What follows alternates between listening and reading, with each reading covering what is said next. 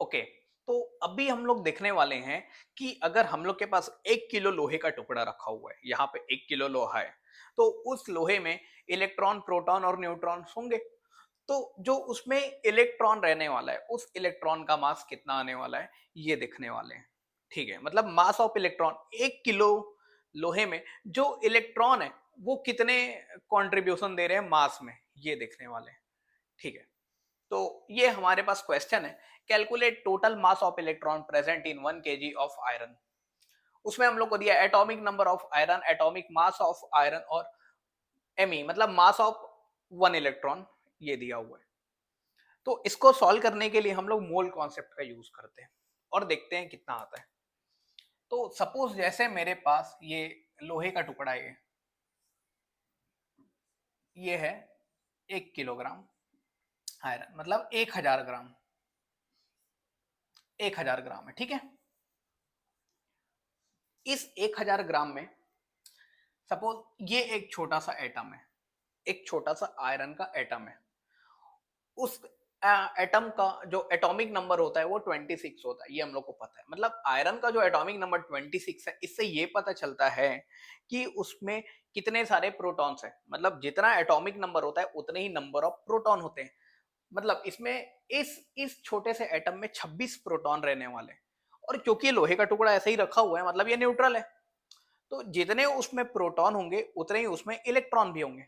मतलब अगर ये सिंगल एटम है, अगर ये एक एटम है, मतलब इसमें क्या है, 26 इलेक्ट्रॉन्स है। क्या है उसमें, 26 इलेक्ट्रॉन। तो मैं पता कर लेता हूं कि इस पूरे रॉड में कितने सारे एटम्स होंगे आयरन के, कितने सारे एटम होंगे आयरन के, ये पता कर लेते हैं।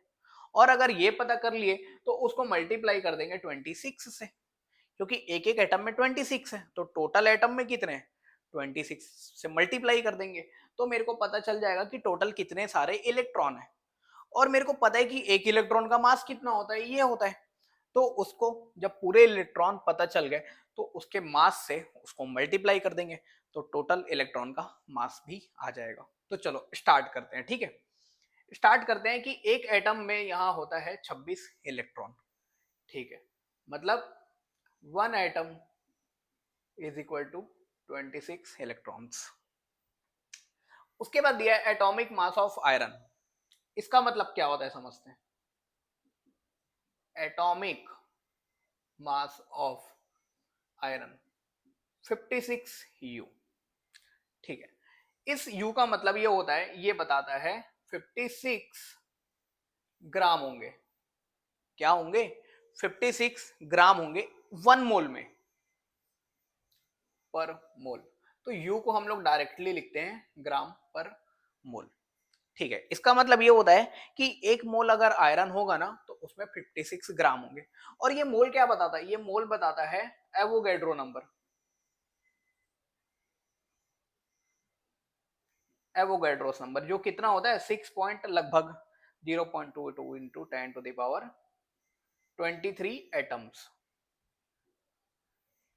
एटम्स मतलब 1 मोल में इतने सारे एटम्स होते हैं, ये सब कुछ होता है। तो यू से हम लोग ये सीखते हैं, ग्राम पर मोल, मोल से हम लोग ये सीखते हैं, इतना होता है।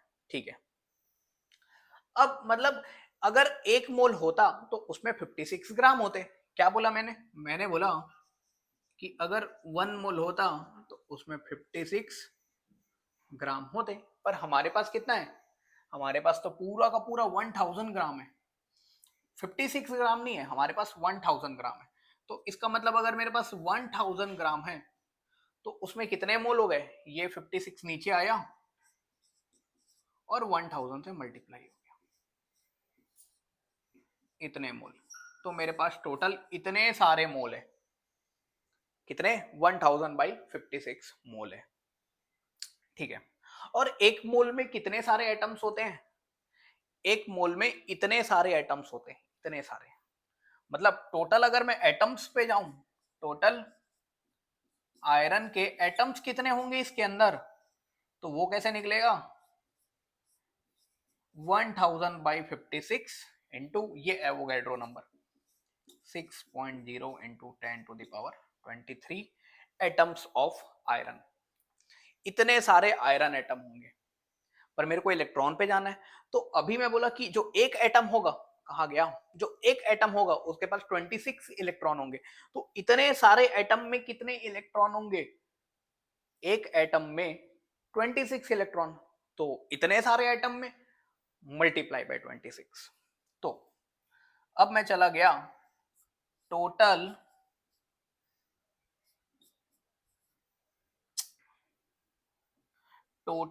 इलेक्ट्रॉन्स, टोटल इलेक्ट्रॉन्स पे चला गया। तो कितने आ गए? Multiply by 26, 1000 by 56, 6.02 into 10 to the power 23 multiplied by 26, multiplied by 26। तो इतने सारे इलेक्ट्रॉन हो गए। अब इसका मास निकालना है। तो हम लोग को पता है कि एक इलेक्ट्रॉन का मास इतना होता है। तो इतने सारे इलेक्ट्रॉन का मास कितना होगा? फिर से मल्टीप्लाई। तो अब हम लोग टोटल इलेक्ट्रॉन के बाद हम लोग जाने वाले हैं टोटल मास में। किसमें जाने वाले हैं हम लोग? Total mass. तो टोटल मास कितना होगा? इसको मल्टीप्लाई कर देंगे एक इलेक्ट्रॉन के मास से। कितना हो गया? 1000 by 56 multiplied by 6.0 into 10 to the power 23 multiplied by 26। और इसके बाद एक मास का, एक इलेक्ट्रॉन का mass 9.1 into 10 to the power minus 31 kg। तो ये मेरा आ जाएगा टोटल मास। कितना आ रहा है देखो। तो पहले 10 का पावर, ये 3 जीरो और ये 23 जीरो, तो हो गया 26 जीरो। 26 में तो 31 चला गया, तो बचेगा 10 टू द पावर माइनस 5। अब ये नंबर को देखते हैं। ये है 6.02 इंटू 26 इंटू 9.1 डिवाइडेड बाई 56। क्या बोला? 6.02 को 6 लिख देता हूँ, 26 तो 26, 9.1 को 9 लिख देते हैं, चलेगा। 9.1 को अप्रोक्सीमेट 9 और ये 56। तो इसको सॉल्व करते हैं। तो कितना आ रहा है? ये 2 3 जा और ये 2 28 जा। 2 के टेबल में 13 टाइम है, 2 के टेबल में 14 टाइम है। तो ये और 2 से और नहीं हो रहा है, ठीक है। तो ये आ गया 3 इंटू 13 इंटू 9 बाई 14। कितना आ रहा है ये? 3 इंटू 13 इंटू 9 डिवाइडेड बाई 14। तो ये आ जाएगा 25.07 लगभग लगभग। तो उसको हम लोग कर सकते थे। तो ये आ गया लगभग 25 into 10 to the power minus 5 kg।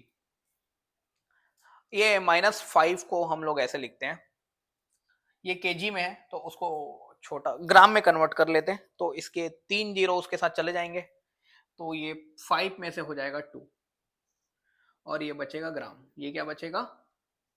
ग्राम। और माइनस 2 को हम लोग लिख सकते हैं 0.25, 2 जीरो शिफ्ट कर देंगे। तो हमारा जो आंसर आने वाला है वो कितना आने वाला है? 0.25 ग्राम। इसका मतलब ये है कि अगर हम लोग के पास 1 किलो लोहा रखा हुआ है तो उसमें जो इलेक्ट्रॉन्स होंगे उनका मास कितना आने वाला है? 0.25 ग्राम।